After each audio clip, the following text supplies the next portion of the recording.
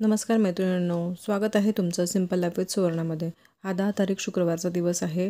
सकाळची सगळी कामं आवरून मी छान तयारी करून आणि उपवासाचं टिफिनमध्ये घेऊन मी शाळेत गेलेली आहे। तर शाळेत आज पाहिलंय आमचं सुरू आहे सप्ताह भाषा संवर्धनाचा। आता 15 ऑक्टोबर आहे, वाचन प्रणाली दिवस पूर्ण महाराष्ट्रात साजरी केला जातो डॉक्टर अब्दुल कलाम यांच्या नावाने। तर त्या निमित्ताने हे एक उपक्रम आहे, खूप सुंदर असा उपक्रम शाळेमध्ये चालू आहे। सगळे पुस्तकं ही त्या वाचनकट्ट्याच्या खाली आम्ही मांडलेली आहेत आणि त्यानंतर त्या पुस्तक ज्याला हवं म्हणजे जो विद्यार्थ्याला वाचावं असं वाटत असेल त्याने येऊन तिथे बसावं, वाचावं। आमचा रिपोर्टिंग टाईम आहे 1 तास अगोदर शाळेच्या, तर 1 तास आधी आम्ही सगळे जे टीचर्स आहोत ते देखील ह्या पुस्तकांच्या अवतीभोवतीच घुटमळतो आणि पुस्तक म्हटलं की माझ्यासाठी अगदी पर्वणी असते। सगळे पुस्तक मी चाळून काढले। त्यानंतर शाळा सुटली। शाळा सुटल्यानंतर मी आणि माझ्यासोबतच्या ज्या शिक्षिका आहेत आम्ही दोघं एका शॉपमध्ये गेलो। आमच्या शहरातील हे नामांकित शॉप आहे जिथे खूप छान सुंदर असं ज्वेलरी मिळतात रिजनेबल रेटमध्ये। काय पाहावं आणि काय नाही असं होत होतं। हा गणेश चतुर्थीचा दिवस आहे, त्या दिवशी आम्ही गेलेलो।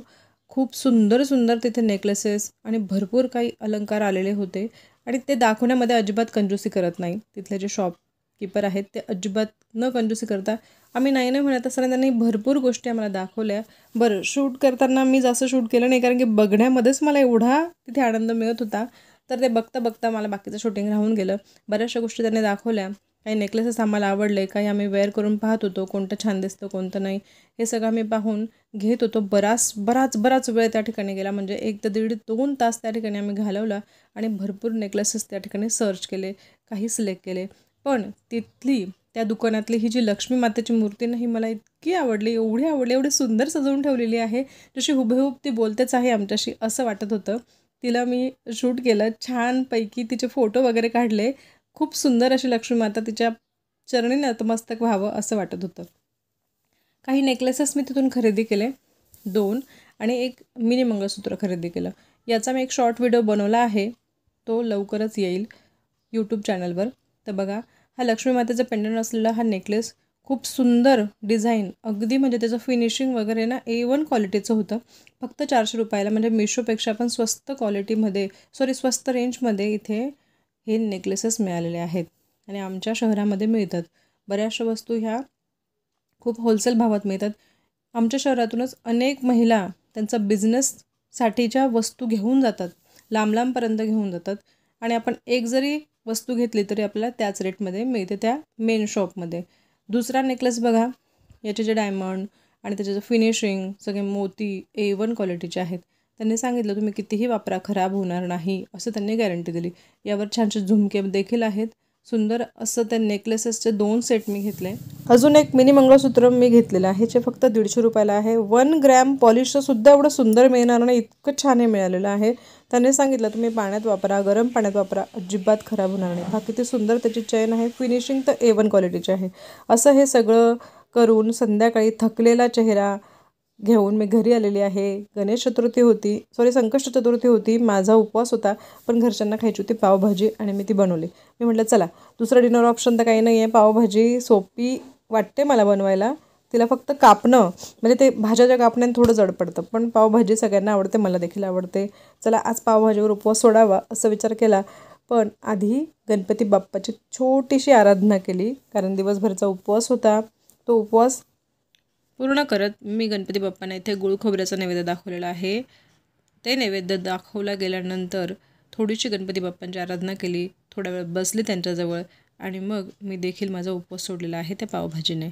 असा हा आजचा दिवस मी संपवलेला होता। त्यानंतर दुसऱ्या दिवशी संध्याकाळी शनिवारी असंच आम्ही दोघं मायलेकं बसलेलो होतो आणि तो म्हणे की मम्मी काहीतरी स्नॅक्स बनव ना, तर मी थोडेसे 2 हेल्दी स्नॅक्स बनवले। त्याचा देखील मी जो शॉर्ट व्हिडिओ आहे तो टाकलेला आहे, तो लवकरच यूट्यूब चॅनलला येणार आहे। तर पहिलं जे स्नॅक्स बनवलं ते हेल्दी असं चना चाट होतं आणि दुसरं जे होतं, जेवढे पण पॅकेट्स असतात ना कुरकुरे, शेव वगैरे, हे सगळे मी एकत्र केले आणि त्यात कांदे टमाटे टाकून त्याची भेळ बनवली होती, मस्त लिंबू वगैरे टाकून। खूप छान सुंदर अशी भेळ झालेली होती. आम्ही दोघं मायलेकांनी छान एन्जॉय केली. माझा नेहमीच कल हेल्दी खाण्याकडे असतो, पण कधी कधी जंक पण खाल्लं गेलं पाहिजे असं मला वाटतं, ज्याच्याने आपल्या जिभेचे लाड कधीतरी पुरवले पाहिजे. असं पण मी जे पण हेल्दी बनवते ते खूपच टेस्टी असतं असे माझे मुलं म्हणतात. पण तरी देखील तो म्हणतो की मम्मी कधी कधी थोडंफार जंक खाल्लं पाहिजे. ॲक्च्युली तो डॉक्टर आहे आणि त्याचं पण म्हणणं असं आहे की आठवड्यातला एक दिवस आपण थोडंफार आपल्या जिभेचे लाड पुरवले पाहिजे. आणि त्या पद्धतीने आम्ही दोघांनी पुरवले आणि आम्ही दोघंजण वाट पाहत आहोत आमच्या अहोंची, म्हणजे तो त्याच्या पप्पांची, मी माझ्या अहोंची, कारण आम्हाला जायचं आहे डीमार्टला. डीमार्टला गेलो आम्ही. तर डीमार्ट बघा कसं छान सजलेलं आहे. दिवाळी आहे आणि आम्ही देखील दिवाळीच्या शॉपिंगसाठीच त्या ठिकाणी गेलेलो आहोत डीमार्टमध्ये. दिवाळीची शॉपिंग म्हणजे काय, दिवाळीला लागणारा सगळा किराणा डीमार्टमध्ये खूप छान भावात मिळून जातो. आणि डीमार्टमध्ये जाण्याचं एक कारण असं पण असतं की छान फिरणं पण होतं, खूप साऱ्या वस्तू बघणं पण होतं. घ्यायच्या असो नसो पण बघितल्यानंतर डोळ्यांचं पारणं फिटतं. अशा पद्धतीने मी पूर्ण डीमार्ट एक्सप्लोअर करून टाकते. मला ज्या सेक्शनमध्ये घ्यायचं नसलं काही तरीसुद्धा मी एक्सप्लोअर करते. पण आज बऱ्याचशा वस्तू मला घ्यायच्या होत्या. मला किचनसाठी फक्त किराणा सामान हवा होता, बाकी मला जास्त एक्स्ट्रा दुसरं काही घ्यायचं नव्हतं. पण यांना घ्यायचे होते कुर्ते, म्हणून ते कुर्ते पाहत होते दोघंजण. बराचसा वेळ आम्ही तिथे घालवला. आणि माझा सगळ्यात जास्त आवडीचा जर कोणतं सेक्शन असेल डीमार्टमधलं ते म्हणजे भांड्यांचं सेक्शन. मला घ्यायचं असो किंवा नसो, पण मी भांड्यांच्या सेक्शनमध्ये जाते म्हणजे जाते आणि तिथलं नवीन आलेले सगळे भांडे पाहून काढते की काय नवीन आलेलं आहे असं मी पाहत राहते. आणि ह्या ज्या किमती आहेत त्या पण वाचत राहते. मला आवडतं. खरं बघायला गेलं तर बऱ्याचशा गोष्टींवर म्हणजे बऱ्याचशा वस्तूंवर डिस्काउंट आलेले होते असतात. डीमार्टमध्ये बऱ्याच वस्तूंवर डिस्काउंट मिळतात आणि छान वस्तूही मिळून जातात. पण मला आहे ना फक्त एक्सप्लोअर करायला आवडतं, कारण मला असं वाटतं की फक्त नाहक वस्तू घेऊन घरात त्यांची गर्दी करणं हे कधीही योग्य नाही. त्यांचं युटिलायझेशन किती होणार आहे त्यावर डिपेंड आहे. मला सगळ्यात जास्त जी आवडली ही थाळी, म्हणजे आपण जर देवाला नैवेद्य वगैरे देतो ना त्यासाठीची ही थाळी आपण त्या ठिकाणी घेऊ शकतो. छान अशी थाळी होती, पण मला आता त्याची नीड नव्हती. ॲक्च्युली नीड आहे, पण त्याचं युटिलायझेशन किती होईल यावर मी डिपेंड करते वस्तू खरेदी करणं. तर हा सगळा जो पसारा आहे तो आम्हाला डिक्कीत कोंबायचा आहे. डिक्कीत ऑलरेडी काहीतरी ठेवलं होतं घरी, आम्ही ते सगळं काढायला विसरलो. आणि ह्या 2 ट्रॉल्या भरूनचा आमचा सगळं सामान झालेला आहे आणि तो आम्ही आता पोत्यांमध्ये भरतो आहोत. पोते मी घरूनच घेऊन आली होती. 1-2 नाही तर 3-3 पोती मी घेऊन आले होते की जेणेकरून तो सामान सगळा भरला जाईल आणि तो डिक्कीत ठेवला जाईल, म्हणजे घरी उतरवताना जास्त आपल्याला त्रास पुरणार नाही. या हिशोबाने मी आणि अनु आम्ही याच्यामध्ये तो सामान भरत आहोत. बऱ्याचशा वस्तू स्वस्त किमतीत म्हणजे किराणा मालसुद्धा डिस्काउंटमध्ये डीमार्टला मिळून जातो. म्हणूनच डीमार्ट मी प्रिफर करते. ॲक्च्युली आमच्या घराजवळच रिलायन्स मॉल पण आहे, पण मला डीमार्ट आवडतं. काही ज्या खाद्यपदार्थ आहेत ना जे मिक्स होऊ नये असे मी माझ्या हातातच धरून आणले होते. ते आधी ठेवले, ते फ्रीजमध्ये ठेवून दिलेले आहेत. आणि बघा एवढा सगळा किराणा तो आलेला आहे. मी अनिकेतला सांगितलं की एका ठिकाणी त्याला काढून ठेव, कारण रात्रीचा स्वयंपाक बाकी होता. 9:45 वाजता आम्ही घरी आलेलो आहोत शनिवारी. हा कुर्ता विकत घेतलेला आहे डीमार्टमधून. छान सुंदर असा कलर आणि रिजनेबल रेटमध्ये मिळाला. फक्त माझ्या मुलाने घेतला, माझ्या अहोंनी काही तो कुर्ता घेतला नाही, ते नंतर बघणार आहेत.